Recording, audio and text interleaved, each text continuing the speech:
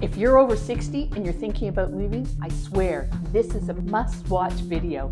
Things are not the same as when you bought your last home or when you sold your last home, even if it's been 10 or 12 years ago. I promise this video could make you thousands when you go to sell your home. I have the 8 most important things that you need to know if you're over 60 and selling your home. And as an agent who I believe I really care about my sellers as far as their stress level, their anxiety, their money situation. I mean, I know that I can definitely make or break somebody's selling experience. And I wanted to make sure that I give the time and attention that my older clients need. Now, everything in this video that I'm going to be talking about really is what I tell clients who haven't moved in many years. And I advise clients the best action they can take is to stay calm. I will help you through all the aspects of the process. Moving's a huge undertaking, especially when you haven't done it in many years, even decades. It comes with a lot of details and it can be overwhelming, causing anxiety and stress. So I want to help reduce those emotions so the process doesn't feel so daunting. And I'm going to teach you everything that I coach my clients on. So let me share the 8 most important things I'm going to teach you today. And let's talk about point number 1. Buyers today aren't what you think they are. So buyers are so different today than they were 20 years ago, even 10 years ago. Many of you probably haven't sold or bought a home in many, many years now. And buyers are different because times have changed as far as the internet and shows like HGTV shows. They've really changed in what buyers are expecting. And it's a whole new world out there. So when you're looking at a buyer of your home, you need to be thinking, this buyer is not you. A buyer like you is not the target market. How are you thinking about your home is probably not how the buyer is thinking about it. I want you to think if you were selling your home to your child or your grandchild, or think about maybe somebody in their 30s, late 20s, maybe even early 40s. I want you to think about what it would be like for them to walk into your house and they were interested in buying your house. How would they view your house? This is your target market. That's pretty much who's most likely ending up buying your home. Somebody in that age range. So now these buyers are busy. They're really, really busy and they have everything they need at their fingertips and they want what they want. So they want the house to be in the condition they want it in and they're really not willing to settle much. The other thing is because they have so much access to data, they know everything about the neighborhood. I've had buyers say, I'm actually not interested in looking at that house because a hoarder lives next door. And I'm like, how do you know that? And they're like, well, we did a Google Earth search and we saw it. So buyers really do know a lot more than you probably think they know. And with apps like House Sigma and Zillow, they know what your neighbor's house sold for that has the same layout as your house. They know exactly what was updated in your next door neighbor's home versus your home because they study all the pictures. They are online all the time these days. And I've had younger sellers look up on social media the buyer of their house and know all sorts of stuff about the buyer without even having met them. So your first showing is truly online now. And buyers today are completely different than when you first bought or sold your house many, many years ago. They also honestly want the home to look a lot like HGTV. It doesn't necessarily mean it needs to look like that on TV, but that's what they're used to seeing. They're used to seeing these beautiful homes that are staged, that are like a magazine. So it's important that your photos look good. It's important that you understand that they're looking at this differently than you looked at it. Buyers today don't necessarily need a house to be trendy, but they need to have it in good condition. And that means there's no deferred maintenance. Deferred maintenance refers to the big ticket items like the furnace and AC and roof. They want a good base when they come into the home. They want to just be able to decorate and they want it to be simple and easy for them because remember, they're super, super busy. So they just want it to be ready to go. And if they have to come in and replace windows or replace a furnace or roof, that's adding to the purchase price of their home and reducing the price they're going to sell, willing to pay for it. So if you're thinking about moving anytime in the next few years, I really, really want you to start thinking about maintenance items that needs attentions and make sure you're fixing these things. Start thinking about those items, even if you're years away from moving. Now, the real estate market has really changed from when you and I bought our houses, even if it was 10 years ago. The buyers have changed, and you need to understand how that's going to affect your final sale. I want you to be a profitable homeowner. This is all I'm really talking about. So I want to make sure that you're getting the information that you need. So I know this first point is really, really a long one, and the other ones are going to be much shorter because this is the most important thing. One thing I want to share with you is a phrase that we sometimes use as real estate agents, and it's called buyers are liars. Now, I really don't like to use that term here because buyers really aren't liars in the sense that they're literally lying to you. But a lot of times buyers are just starting their journey and they just don't understand how they're going to find the house that they want to buy.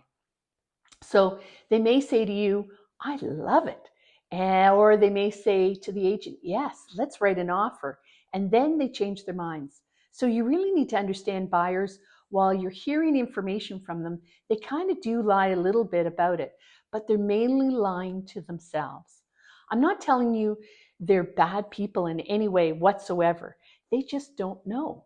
They're starting their process and they're becoming educated too. They may be first-time home buyers as well, and they've never gone through this whole buying process. So when you are expecting your buyers to be just like you, it's not going to happen, unfortunately. You have to be kind of completely change your mindset. They view homes differently, they do things differently, and they make decisions differently. Okay, so I know I've got that one out of the way. Let's move on. So let's get to the other 7 points that I want to make. The second point is the power of pricing. I always say price is a strategy. I've talked about this for many years, and this is the most significant thing that you can be doing when you're listing your home. I can spend the most on marketing your house. The best videos, the best paid ads, the best photos, the best staging, the best of everything, and none of this can sell an overpriced home. Marketing only exposes the problem faster. It is imperative that you price your home the right way. Now, many of you out there are thinking, well, I know when I went and bought this home, I just gave them a lowball offer and they took it, or they negotiated with me. Okay, well, that actually doesn't really happen anymore. And the reason why is because I've already told you these buyers are super busy. So you need to make sure that you're pricing your home correctly because they don't want to waste their time writing an offer for somebody who's obviously out of line with their pricing. You must make sure that you're pricing your home is correctly. Pricing is a key strategy. And if your home is not selling, it's because your price is too high. Bottom line, that's it. If your home is not selling, it ultimately is the price. Remember, I told you this. And number 3, prepping your home matters absolutely 110%. When you sold your home before, you didn't do anything. When you bought your home, you probably didn't care so much what it looked like inside. I know we expected to put sweat equity into our first home. Our friends thought the same way. Back then, they had family pictures up on the wall, nothing matched, the furniture was old. It really didn't matter back then when we were buying our first home, but it absolutely matters right now. Your first showing is online, so it's imperative that you make sure that your home looks great. And I'm talking about staging your home. This wasn't a thing when you last bought or sold. That doesn't mean you cover up things that are wrong with the house.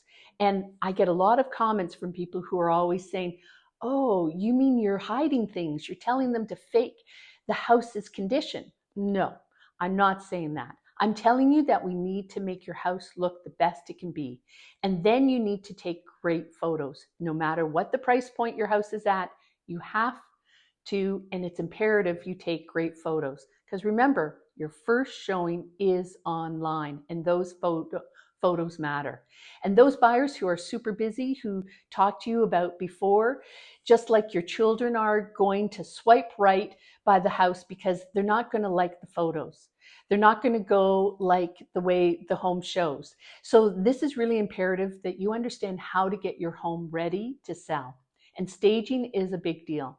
Now, staging doesn't necessarily mean that you're going to go out and buy all new furniture or you're going to rent furniture. It means that you're going to clean up your home. You're going to make maybe take down personalized pictures.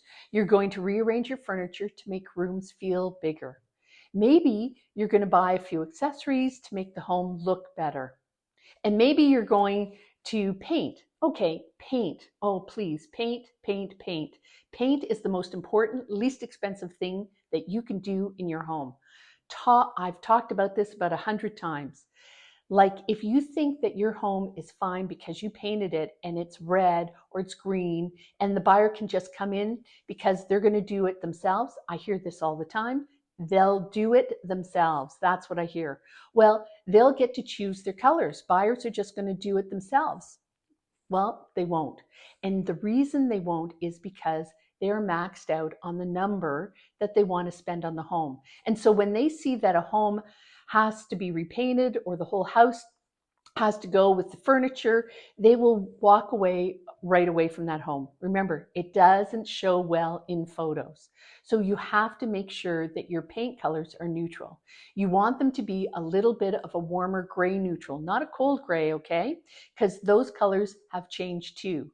So if you're hearing paint your house gray, it's done. It's over. You need to move on and pick a different color. So while you don't need to go out and buy new furniture or new rental furniture, you need to be thinking that probably you're going to spend a little bit of money to get your home ready to stage it. Super, super important. Now, I want to make sure that you're putting in the right amount of money. Not too much money, but you probably will have to spend a little bit in order to get your home ready to sell. Number 4. Now, the big thing I really talk about is decluttering. Oh, decluttering. Decluttering to get rid of all your stuff. I have a video on this. No one wants your stuff. And I hate to say that because you're thinking maybe your kids are going to want your stuff. Maybe they're going to come and take your heirlooms and your furniture.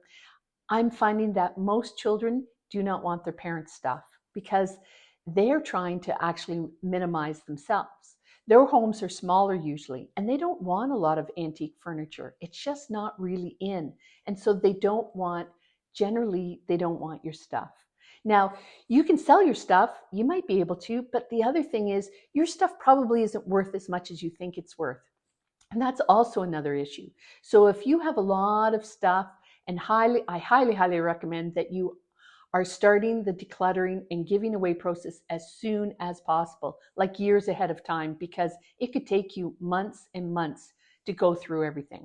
So if you're thinking you're going to sell and put it on the market and get rid of all your stuff at the same time, it's going to be overwhelming and it definitely is going to be stressful. Number 5, the real estate agent you choose could make or break you. I'm telling you the God's honest truth here is that your real estate agent could cost you or make you thousands of dollars. Now, I've seen it. I've absolutely seen it. I've been there.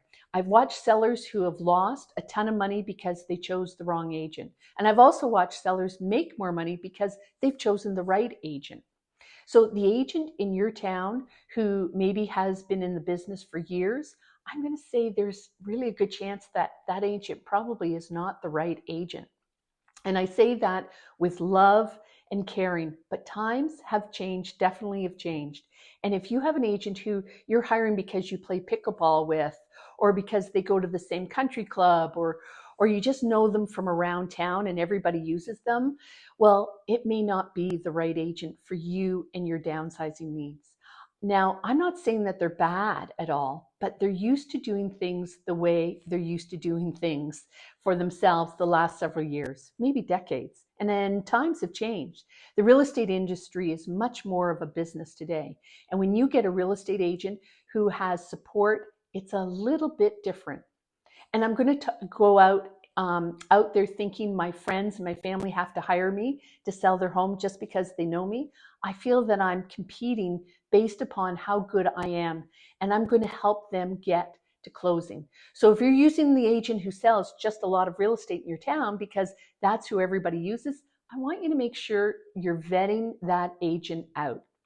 Do they specialize in helping someone like you who hasn't moved in a long time?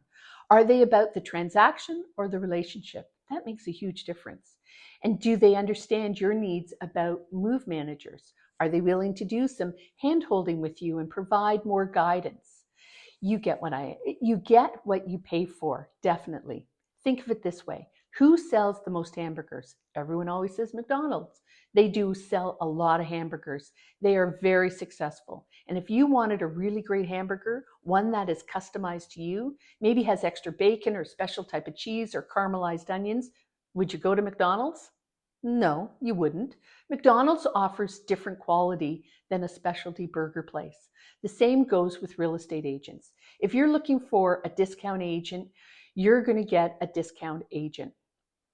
And that agent is not going to give you the same time, the energy, the attention that you may want. I want you to think about this. I know everybody always puts this in percentages. So maybe you're paying your agent 1 or 2%, whatever it is. And everybody's always talking about getting a deal. What I really, really want you to do is I want you to take that percentage maybe and it might be paying more or paying less. And I want you to really add that up. Is it $2,000 difference? Is it $2,500? Is it $17,000? What is the difference? And I want you to see, is that worth it for you to get less service or better service when you go to sell your home? So if you're really only talking $3,000, $4,000, $5,000, maybe that's worth it for you to get better service. Maybe it is, maybe it isn't. But I want you just to take away the whole commission idea, and I want you to start looking at the dollars for the dollars. And I want you to see if it's worth it for you to negotiate that commission down, because you get what you pay for. So keep that in mind. And I want to make sure that you're working with somebody who is going to help you make that money rather than lose that money. So number 6, timing really is everything. Timing is everything depending on when you go on the market. Right now, many people in the colder climate say, oh, we need to list in spring. That's when the weather gets better. That's when people aren't inside on the weekends. That is completely no longer a rule of thumb in our area in Guelph and KW. You know, I always say, if you're in a colder environment, it really depends on the weather, okay? So in Southwest Ontario, if we're listing in January and the weather is horrific, it's cold, it's snowy, that is not a great time to list.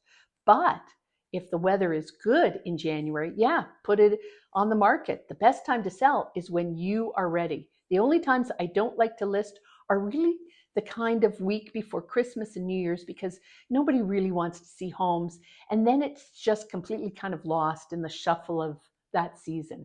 And if you're thinking about selling in the fall and in the winter, it's not a bad time to do it. And the reason is because everybody's thinking they need to list in the spring. And here's the thing, during this time of year, there's less inventory, so you have less competition when you go to sell. And I'm telling you, people really always do need to move. The length of time that your home is on the market does not necessarily mean it's a terrible home anymore. It's more about pricing strategy. Now, that can be an indicator, but homes that are priced right in the right market will sell. So if you're thinking you want to list in the fall or in the winter because that's the best time for you, I say go ahead, list it then.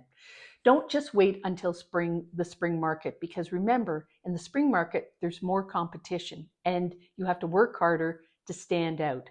Now, number 7 is buying your next home. This can be really, really difficult. This is where you need some great partners, either your agent or your mortgage agent. Now, if you're thinking you're going to purchase another home and you're going to get a loan and you're just going to say, hey, you know what? I'm just going to go out and get another mortgage. I got one years ago. Things have completely changed. Here's the issue. If you do not have income, you cannot get a mortgage. Lenders lend to people with income for the most part. Even if you have cash, even if you have $1 million, In cash, it can be challenging for you to get an actual mortgage because mortgage agents or lenders want income. Now, you might be able to get somebody else to lend it to you, hard money lenders, anything like that. However, if you're just thinking, oh, it's going to be simple and easy to get a mortgage, you have to think again. The first place I'd say is talk to your agent. Your agent either has a great mortgage person that you can talk to, or they can advise you on the situation and what it looks like in today's market. And if you're thinking you're going to buy and sell on the same day, I don't recommend it. It can be very traumatic. This is where having a great mortgage person can help you navigate this and help you make it more manageable. The key here is to talk to your partners early about this. If you're thinking about buying a place and selling at the same time, talk to your partners, mortgage and real estate agent. Number 8, managing the emotions and letting go. And this is where you need a great partner who is empathetic to where you're at. Now, you may not recognize this, you may not even know this, but I'm telling you right now, and I hate saying this, selling a long-time family home can be traumatic. When you were on the other end of it after moving, you look back and you're probably going to say, that was really, really hard. And the reason it's so hard is because there's so much that you don't realize or know in the way that this market is right now. Now, there's so many little details that go into selling a home, and it's not the way that you did it before. I get so many people that don't really understand that it's not always about the money. It's about the stress. It's about the quality of life. It's about how you navigate letting go of your family home that you've been in for 30 years or more. You can't underestimate the stress and the toll that this can take on you. And I don't mean this to scare you. I mean to tell you, okay, if you're ready, you need to do it right away. There is a right and there is a wrong way. And if you think you're going to do it the way you did it before, it's probably the wrong way. And that's why you need to make sure that you're researching, that you're putting your strategy together, that you're only updating the things that you need to update in your home to reduce the stress, that you're going to get your home ready to show in the best way possible, that you're pricing your home correctly, that you've chosen the right real estate agent. So while so many people are thinking, I'm just going to sell this home, I'm just going to, put it on the market, it'll be done. They don't understand that the pull, those emotions, the stress, letting go of that family home. Now, the last thing I want to leave you with, super, super important, is that your stress is actually worth money. So what does that mean? Well, it means I want you to ask yourself, is it imperative for you to get out every single dollar in the sale of your house? Do you need every single dollar? If it is, then you're going to need to put a lot of money to make the house as desirable for the buyer as possible. Doing this can cause you a lot of overall stress. Getting the home ready, updating things, decluttering, a lot of showings, going through the offer and condition process to get a firm and final deal. And maybe you don't even get that number you're looking for. So I want you to take that and balance out the stress of doing all that versus the money. People underestimate the stress caused with moving. Say, is this really worth it? Is it really worth the $5,000, $10,000, even $20,000 or more in sale price to have to go through this stress? And you really need to do that. You really need to think about what is the stress worth to you? And it can be a dollar amount, absolutely 100%. So this video is meant for you to understand the things that you really, really are going to make you get through the process with the least amount of stress for the most amount of money. I'm always here for you. You reach out to me. Can you do me a favor? Can you press the like and subscribe button? That really helps me get the information out to people like you. Happy to chat and answer your questions. I'm on both Instagram and Facebook where you can engage with me. See you in the next video.